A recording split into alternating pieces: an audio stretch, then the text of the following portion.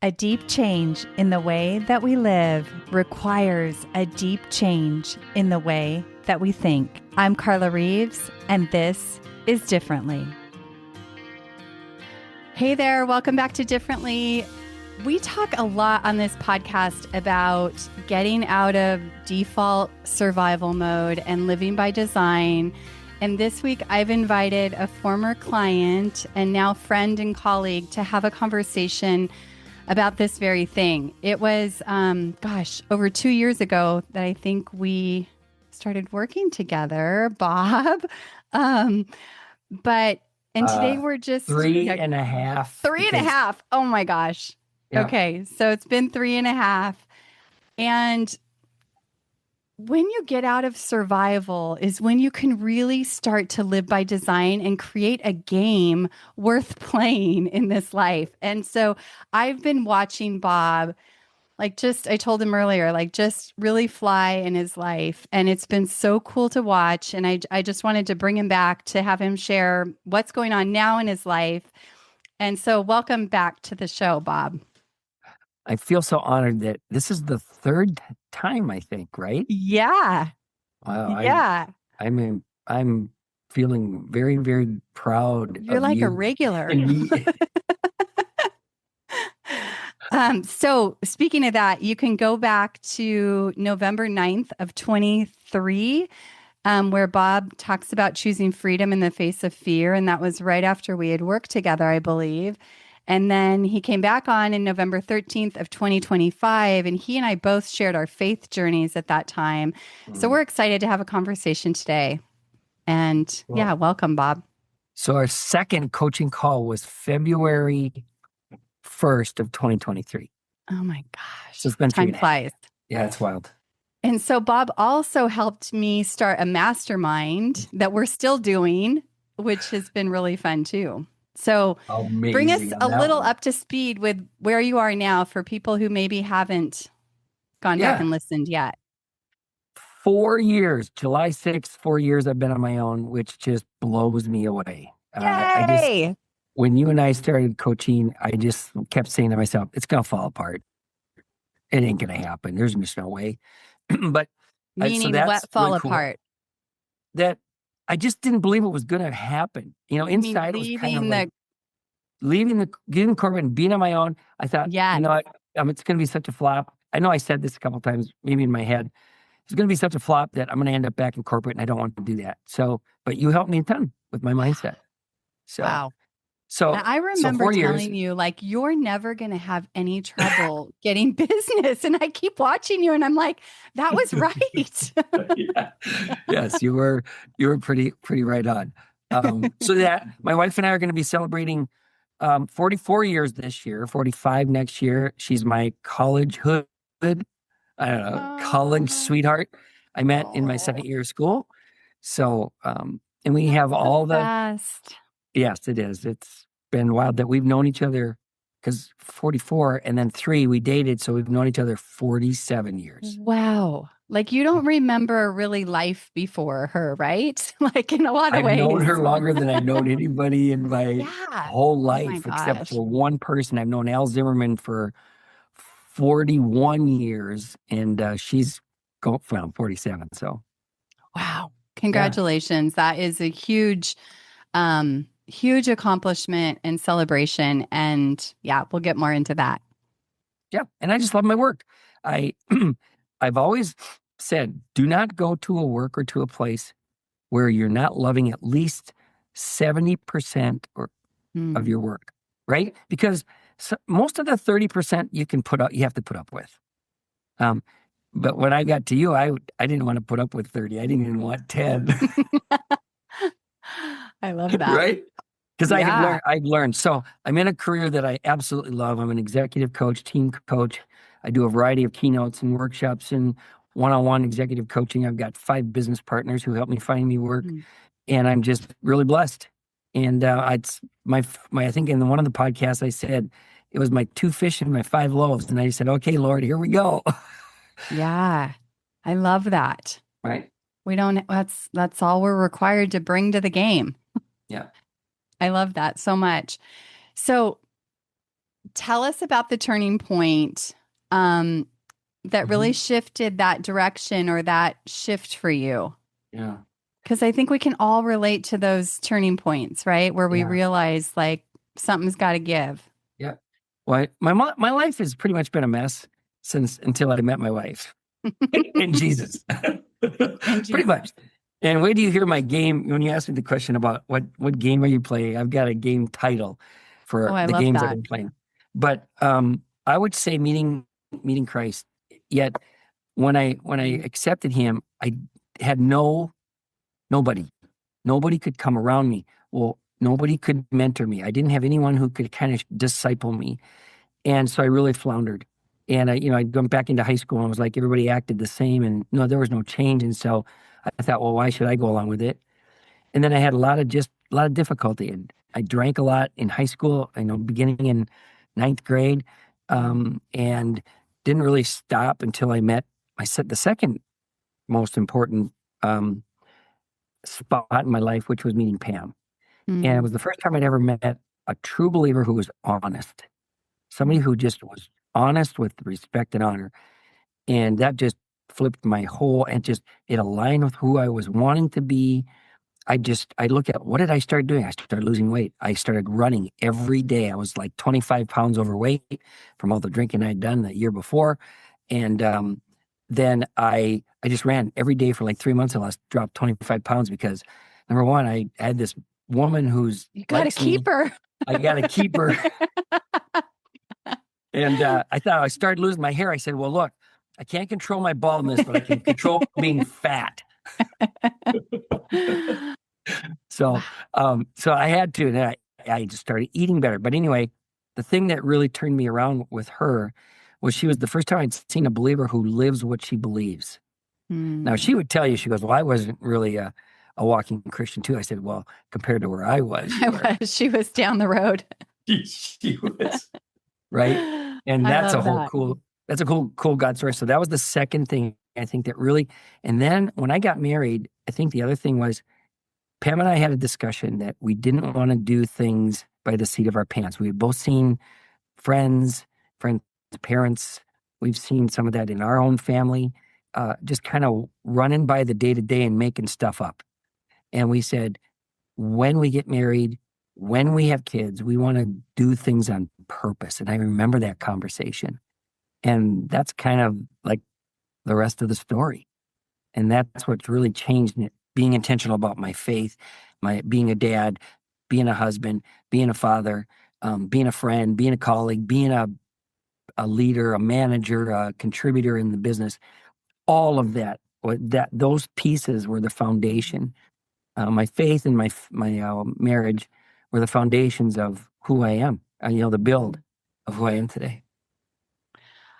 That is so beautiful. And it, like, as you're saying that, I'm like, oh, no wonder we connected so well and became friends because we share those values. And when you talk about, living by design, you can talk about that in a number of ways.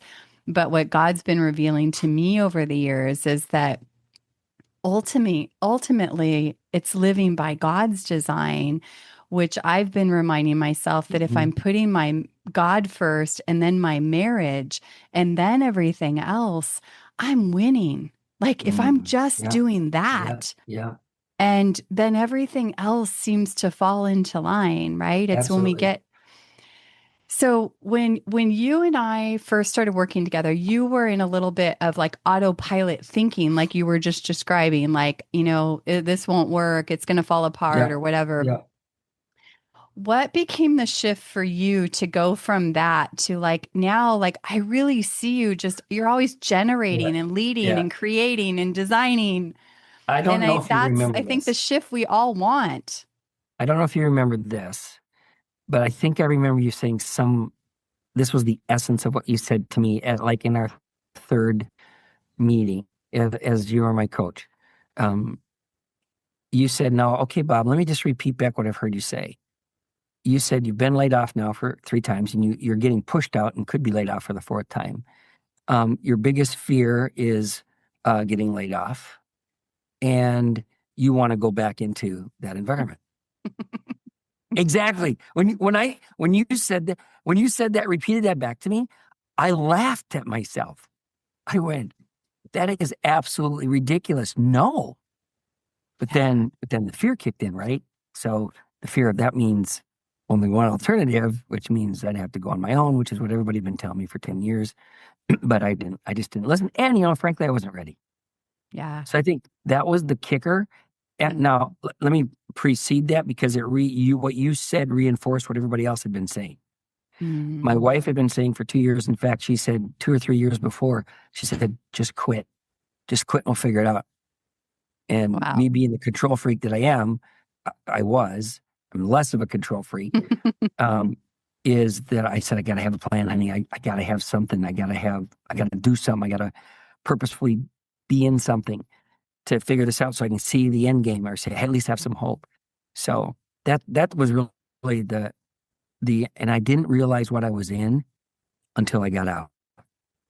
Yeah. And once I got out, it was like a big breath of fresh air on the mountaintop because I got a sense of what it feels like. And I look back and I go, and this is what some of our clients deal with, right, Carla, which is you can't see the forest for the trees. You can't see the muck until you pull yourself completely out of it.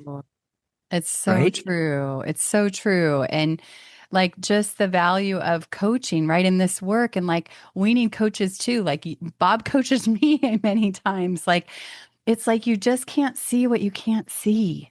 Yeah. And that's what a coach does. A And coach having a thought mirrors. partner. A Yeah. thought partner. It mirrors. It helps you. It gives you a perspective outside of your own soul. You're stepping out of your body. I don't know if you remember Spider-Man. There was a scene in there where one of the characters pushes on Spider-Man, and Peter Parker comes out of the Spider-Man body. Yes. I love And he goes, "Wow, this is cool."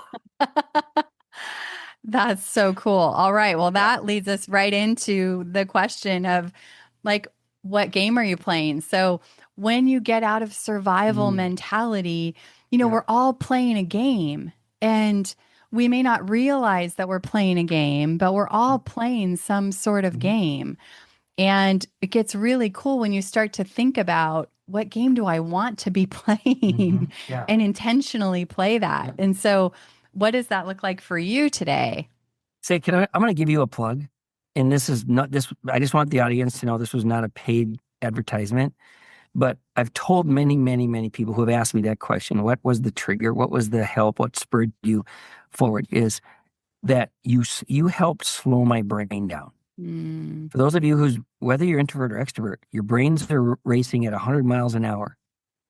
And you don't even have time to think about your next step or what you're going to do in the future. We're too busy putting out fires, taking care of today.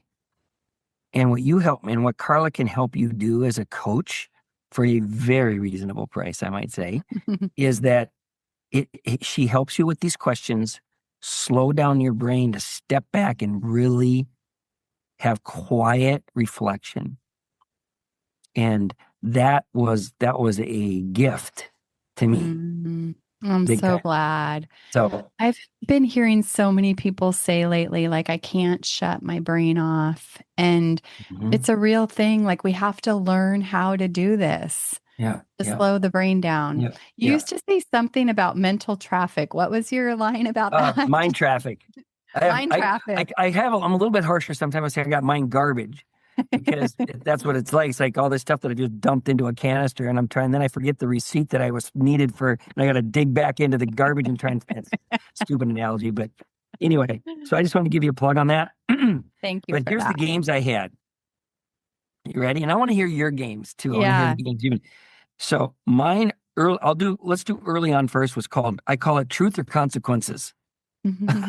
My son was just in Truth or Consequences. That's in New Mexico, literally this last week, Bob. And I'm like, what a cool name of that it is, because did I want to ever face the truth? No, I was a liar for the first 20 years of my life. I just lied about everything. I never told the truth, anything. And if there's two of the young ladies who I took to prom at the same night are still on here, I didn't say sorry to one of you. So my apologies. So that's what I felt like that was. And then, and I, Hold but I on. suffered. Let me share my Yeah, early share one. yours. We'll ping pong. So I didn't plan for this, but I'm just going to do this impromptu. Um, so early on in life, it was check the boxes that Mm, make up a happy, successful life. A mm, lie. It was all a lie. But I played mm. that game very hard for half of my life.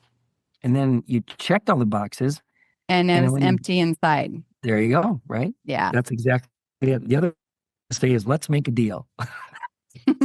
Like, Yeah. look, Lord, let's make a deal. I'll be really good if, and this didn't, that too didn't work out. That's Yeah. kind of like check the box, Yeah. right? So, Totally. any others that come to mind about games that you were Well, what was your living? next one? Okay, so the next one is, what am I playing today? Do you want me to answer that one? Because those are the two games I was playing earlier. Yeah. I really think it was a game. I want to Mm. give a good plug Oh, for a great book, Scary Close by Donald Miller. oh, I read that. You recommended that to me, and that was so good. I'm still chewing on the last couple chapters. It's, if you want to talk about being authentic self, he describes it to a T, what we all go through Wow. about being Yeah. authentic and That's not one playing. it like Yeah. process. You have to process and Yes, you do. Yeah. so good. It's like a juicy steak. Eat a couple pieces at a time and enjoy it. Oh, I thought of My one more earlier game. Yeah, yeah. It was like be liked. Mm. That was it.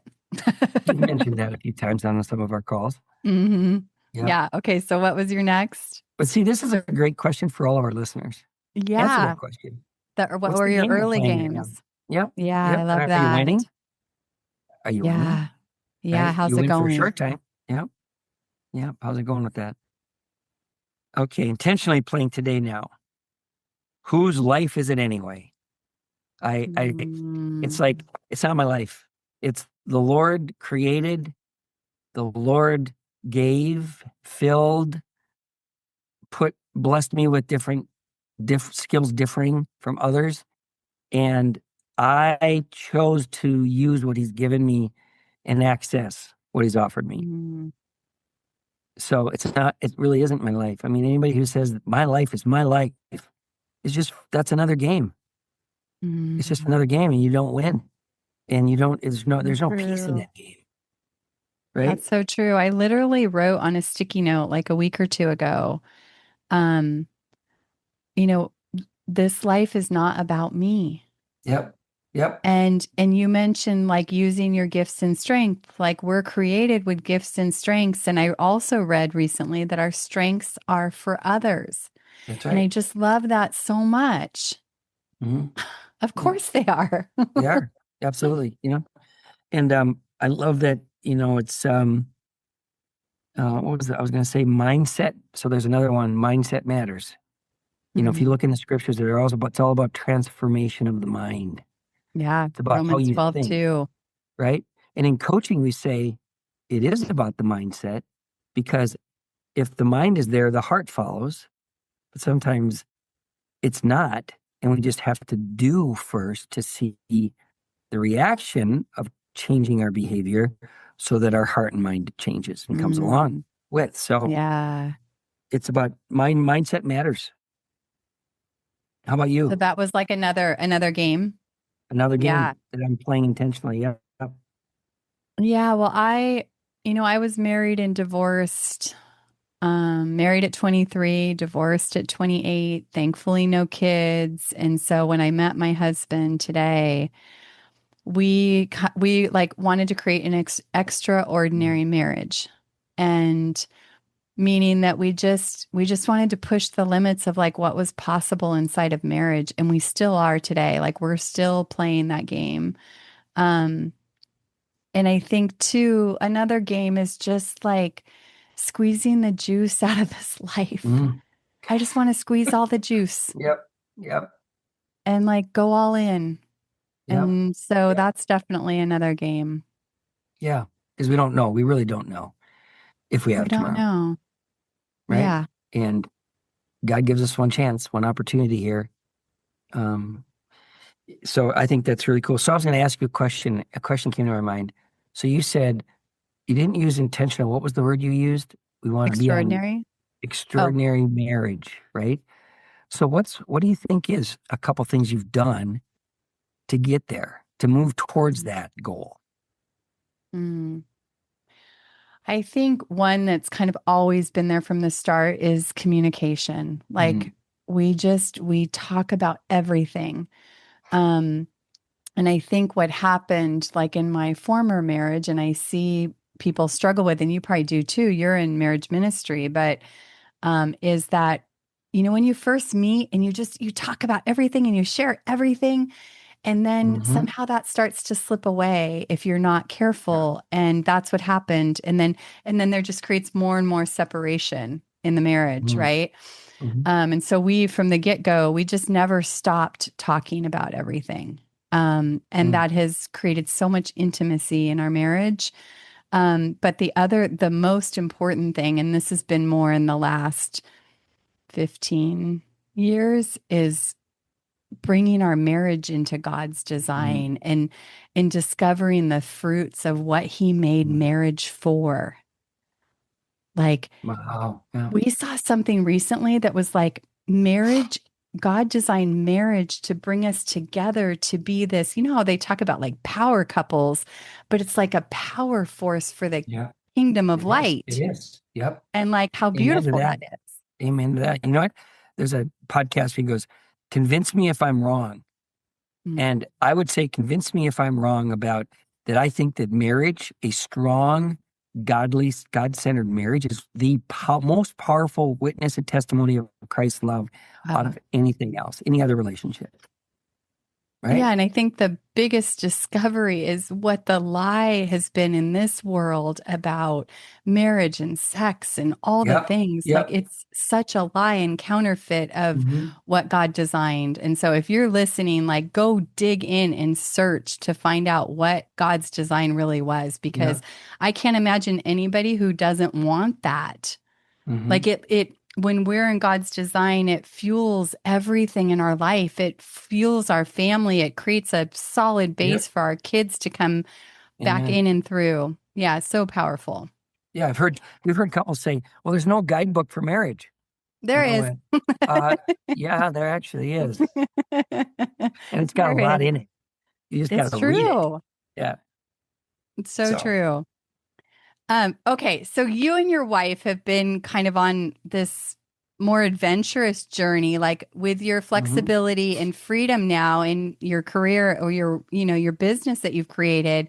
You guys have been doing some cool things. So I would love for you to share like what that has been looking like because it's Yeah. Yeah. inspired me to do some cool things. Mhm. That's cool. So I remember way back, we loved going on vacation, but there was something missing, and we found out little bits of what we loved. Like we went on Mm. the first thing we did was a family missions cruise. I mean, think about I that. don't even So know about this one. I all don't my think. kids, and we've been on mission trips together, and we went on this really cool one. We went to the first one was like to the East Coast, in the foothills of West Virginia, which by the way, there's a city, Parsons, West Virginia, which was awesome. We got to go Ooh. there, and I took pictures of here's the We drove Parsons through West VFW. Virginia not too long ago. It was so beautiful. So you look up Parsons. But That's anyway, so cool. so we went on a mission. We just built decks for people who didn't have a whole lot of money out in the hills, Wow. and shared Christ. And then we went on this missions cruise where you go on. We were only like I think maybe 40 or 50 of us out of the entire cruise. Well, while they were going ashore to go party, we were going to dig trenches. We were going to fill rock for Wow. orphanages. We were going to go. We went and ministered in men's and women's prisons. We'd split up, and the women would go to the women's, and we go to the men's, the jails or the prisons, and we just this guy is Don Shire. Don Shire is a trumpet player, and he would just for example, he'd go out in the prisons would say, well, we can't have you proselytizing, but you can play your trumpet. So he at a certain time he started playing his trumpet, and then men who were attracted to it came to the sanctuary to this area, and then we got to preach, and then we got to pray for these guys and share the gospel, Wow. right? What And a so cool thing. and my kids were involved with that. We were all together. They stood, and then some of my kids were doing the puppet thing where they'd go and do some cool stuff with like a Sunday school or something like that. So it was all of us together. And then we come back on the boat and we just debrief on what was going on. What had happened? What was your experience like? What are some miracles that you encountered? Who did you get a chance to minister to? We got to play a little bit, and that was great. We got like a couple days before and a couple days after the cruise because it was on the way out and all the way back. But man, it was just like I said, we got to do more of this, Wow. right? And so that always kind of led Pam and I to do some stuff. And we always said when we get out of work a little bit, we want to just go on the road and serve. Let's make our vacations. And so, we've been driving to Florida back and forth for the last 5 years. And finally we said, let's be really intentional this year. So we've done it a little bit in bits and pieces on some of our previous road, but this one was just like full on. So I baked 8 loaves of lemon bread, my famous lemon bread. My wife bought like 18 32-ounce jars of pure maple syrup from this farm that's local, that the syrup is phenomenal.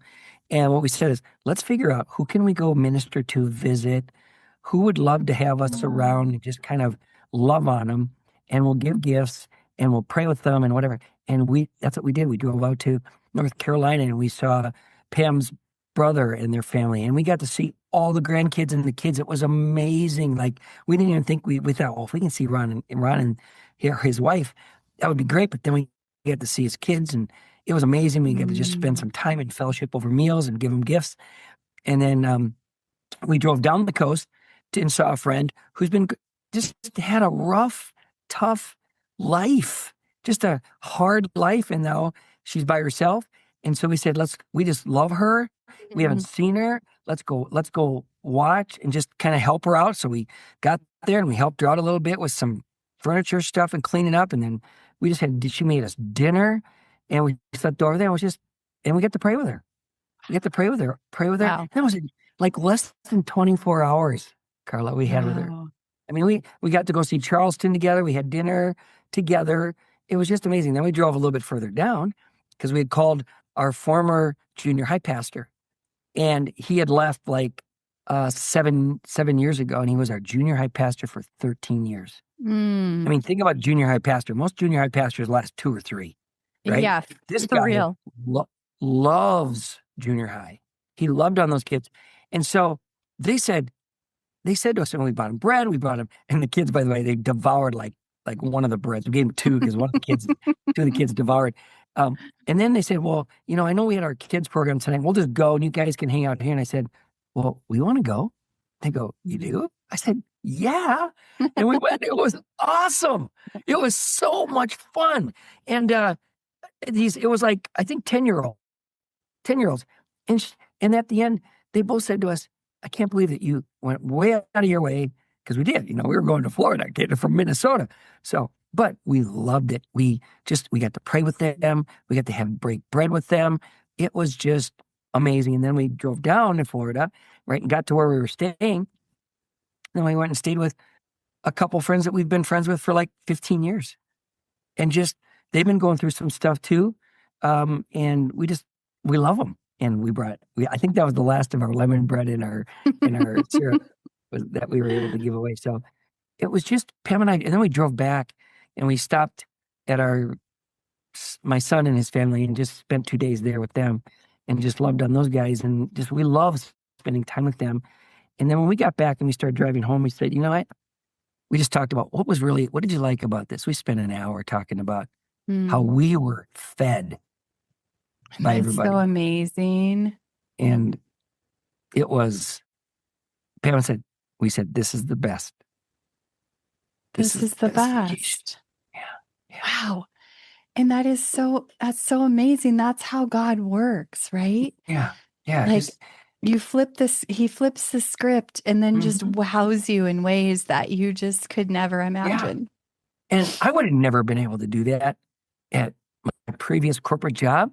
There's no way. And I had work to do, but I was able to move it around and say, okay, these days, we just really planned, and we just had a really good balance of us time, mine and Pam time. My son came down for a week and he spent the week with us, and we loved that. And then we got all this friend time that you can't buy that. Yeah, for real. So, Well, and your experience inspired me so much. And so I had felt this nudge to go on a road trip by myself and visit my childhood best friend and her elderly parents, um, and go see a friend who'd been in a really rough season of mm, life. And I just said, I just want to come help you. I just want to come help you mm, and be with you. And I just framed it what like love and service was kind of the theme of my road mm, trip. And like you said, we sat on the couch for 3.5 hours with my best friend and her wow. parents with no agenda, no time schedule, I mean, we just got to be together and reminisce and share memories and laugh and cry and catch up on life. And it was priceless. And like there Mm, were so many God moments in the whole like 4 days or whatever it was. Like there was just room for God to show up because it wasn't about me. I just really was trying to just be a vessel for whatever God yeah. wanted to happen that week. Yeah. And like you said, I came back so full.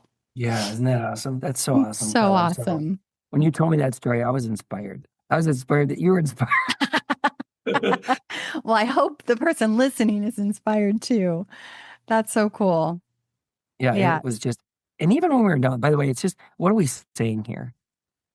We're saying live intentionally, live on purpose. And I'm going to talk about Yeah. this other question you have here too. I even remember there was another guy who lived down in South Florida, farther south than we were, and he has also been through a really rough time of divorce. And I just love the guy, and been walking through what's been going on. And I said, you know what? I'm just gonna call him and see if he's available. And he was, and it was about a 45-minute drive for me, but I didn't care. I was like, I get Yeah. to see him and I get to spend time with him and we got to pray together. It was just a short couple hours together. And now he's coming here tomorrow. I'm going to make him French press coffee because I know he loves coffee. He's Ah, coming from Florida. He's in Minnesota for about a week. And he reached out to me. He said, Bob, I'd love to connect. Let's meet somewhere. I said, why don't you come over? I know you love coffee. I'll make you French press. So ah, it's I love just, that. yeah. Well, and so for someone listening, like I lived half my life at the mercy of my circumstances. And so Mm, if you're listening and feeling like, yeah, this is great for you guys, but you don't know what my life looks like. These kind of changes can start so small, and it really does start with your examining your thinking, because yeah. whatever you're spending your time thinking about today is shaping the way you experience life, the possibilities that are Mm, available, it's shading everything. And so one of the first things I do with clients is have for like a 5 days, just dump your thinking in a journal for 5 days, and you'll get a really good mm, picture of like what's happening in your thinking, and you may get some insight into why you feel the way you do. And then you can kind of start to shift that. So Bob, in your opinion, like what has had to shift in your thinking to make yeah. room for this? And Yeah. again, we can start small. It doesn't have to look like a road trip of love and Yeah. service, right? It can be so No, small. And I think sometimes the mind is like, well, you can't do that. Someday you'll do that. And that's a that's right. lie. Well, and I thought about this a lot, which is in the scriptures, what did Jesus say? I did not come to be served, but I came to serve. Mm, You know, he didn't wash his own feet. He washed the disciples' feet first. That's mm, in John 13:13. And then the other one I love is, you know, um, what do you do? It's like Jesus isn't going to force himself on you. It says in the scriptures, I come at the door and I knock. I mm, stand at the door and I mm, knock. It doesn't say he bursts his way through the door, right? It says he stands. But this whole service thing, and this is the essence of your answer, I think, or my answer to that question. I am the superest, most selfish person in the world. Now, everybody else is going, no, you're not. I said, yes, I am. I mean, we all are. Basically, we're all we all selfish. And some of my demons, especially around money, my first question always, how much is that going to cost? And what I found that serving does like that on purpose and within our mm, gifting is it gets me out of my focus on me. mm, That my heart is starting to change to be more empathetic towards others, to care about others, to spend more money on whatever it takes to minister to whoever. So I'd say that core of, if you're hurting, if you're isolating yourself, if you're in a hard place, what if you just went and served someplace where you have a gifting Mm. and see what happens to your soul? Yeah. Or shift a circumstance by really looking at what if you changed your heart posture to a heart of service, and like how that would shift whatever you're Yeah. navigating. It's so And that true. didn't happen overnight, right? Because Yeah, it doesn't. yep, baby Small steps to the, steps yeah. over time. Mhm. Well, and I don't know if you've ever experienced this, Bob, but like sometimes there's a day where I'm like, I'm not feeling my best and I have a coaching call. And every single time I show up and get on that coaching call and put all my focus over in their world, I Mhm. feel Yes. 100% better when it's You're over. totally in. You're totally in. I feel that way every time I got on a call with you. And that's Jesus' principle. I'm sorry. When Yeah. Jesus was with anybody, you felt like you were the only one in the room, right? And that pours out into When my it gets work. you out of your head hmm I and have your a suffering. I have a client right now who two calls, supposed to do two calls, but I said, hey, she's in another country and she didn't finish and she needs some more help. I said, look, how about if we schedule a call, no charge, freebie, 1 hour, do whatever you need to do. She's been dealing with major, she called it major physical challenges, and she just Mm, needs to focus on her work. So she had to cancel this morning. I prayed for her today. Now, mm, the old Bob would have said, well, I'll pray for you, and never prayed, right? mm, But I prayed, my wife and I both prayed for her this morning about what she's going through. And I could tell she was distraught just by the email she sent me mm, this morning. But mhm. one of the coolest things, I'll just tell you what she wrote me here, just really quick, the last line, because all I did was I had two calls, but like what you said, when I'm with somebody, I am all in. I am all in. You're totally present. And that's what people want. They just want you to be fully present. She said, I want you to know that it was very important to me to meet you and get your thoughts and feedback, and I will cherish them forever. Oh, wow. Two calls, two Yeah. calls of just being fully present, fully in, adding value and giving, when just giving over and above what they expect you to give. Mm, That's being fully present, right? I was mm, just one quick story. We were at a restaurant last night and I couldn't help it. I was so distracted. There was a couple with I'd say about a 7 or 8 year old and a 9 or 10 year old. And my heart ached because the two parents sat looking at each other. Even the husband was on the phone for a little while. They did not look happy. And the entire hour we were there, except for maybe 5 or 10 minutes at the end, those two kids were in their phones. so I mean, I'm sad. not kidding you. The one boy just the whole time, even the mom was Yeah. talking to him and he wouldn't even look up. And that just kills me. Me Uh, too. so being fully present, because that's what our kids want. That's what we want from each other when you're with us. We want whoever is in front of us, be fully present. I think that's the Yeah, greatest gift you can give somebody. I think so too. Okay. That was a So lot, man. We covered a lot. that was a lot. So this was not planned, but I just wonder if you would be willing to pray for the listener Oh, around what we've been talking about, and just hmm getting out of survival and living by design. And Yep, yeah, I will. I will do that. Okay. Oh, man. Lord, whoever's listening, I want to pray that you would find a place to just have quiet for 5 minutes. And even if you don't believe, you don't have a faith, ask God.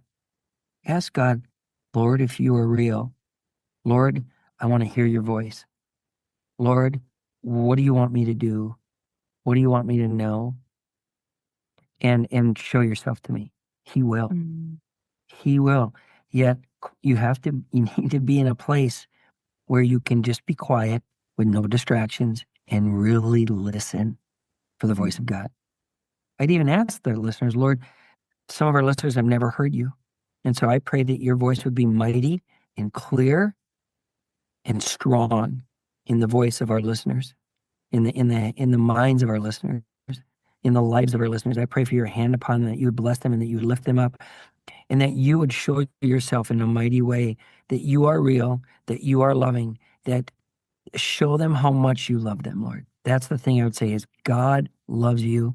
He has a plan for your life, and he wants to do great things with you. Mm. So I pray that. I thank you for them. I thank you for those who came, who felt a little prompt to come to this call, that they were going to hear this message and that it's screaming into their heart. Mm. Pay attention to that still small voice. And I pray this in your name. Amen. Mm. Thank you so much for doing that. Bob, always so good to connect with you and have you on the podcast. Thank you so much for this conversation. And thank you, listener, for being here today and carving out space in your life. And I just hope and pray that this touched you right where it needed to today. Yeah, thanks for having me, Carla. Yeah, see you next time. Hey, guys. Bye-bye. Hey, thanks for listening all the way to the end. Before you move on with your day, pause and capture one thought or takeaway that stood out to you. Write it down so it doesn't get lost in the noise. And if you're ready to go deeper, come join me in my free monthly class, Conversation and Guided Writing, to help you see things differently and move forward with clarity. Save your spot, carlareeves.com/free class.